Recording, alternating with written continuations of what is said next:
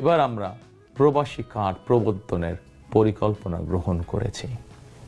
প্রবাসীদেরকে যেরকম প্রবাসী কার্ড দিব, মায়েদেরকে যেরকম ফ্যামিলি কার্ড দিব, আমরা এই ইমাম সাহেব, মুয়াজ্জিন সাহেব, খতিব সাহেব যারা আছেন এবং একই সাথে অন্য ধর্মের যারা ধর্মীয় গুরু আছেন তাদেরকেও আমরা সরকার থেকে একটি সম্মানের ব্যবস্থা করতে চাই। আমাদের প্রায় 1.5 কোটি প্রবাসী বিদেশে বসবাস করে।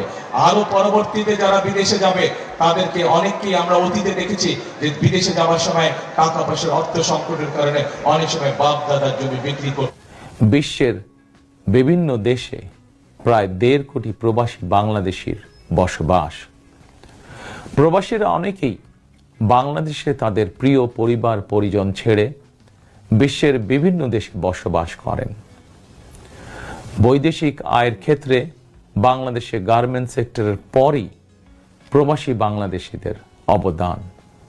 কিন্তু দেশে প্রবাসীদের সুযোগ সুবিধা, সম্মান এবং মূল্যায়নের ক্ষেত্রে তাদের অভিযোগ দীর্ঘদিনের। দেশে বিদেশে প্রবাসীদের সম্মান, সুযোগ সুবিধা, সুরক্ষা, অধিকার নিশ্চিত করার লক্ষ্যে এবার আমরা প্রবাসী কার্ড প্রবর্তনের পরিকল্পনা গ্রহণ করেছি। এই কার্ডের মাধ্যমে দেশে প্রবাসীদের অর্থনৈতিক বিনিয়োগ সুরক্ষা এবং বিমানবন্দরে তাদের হয়রানি বন্ধ সহ কয়েকটি সুবিধা বিদ্যমান থাকবে ইনশাআল্লাহ।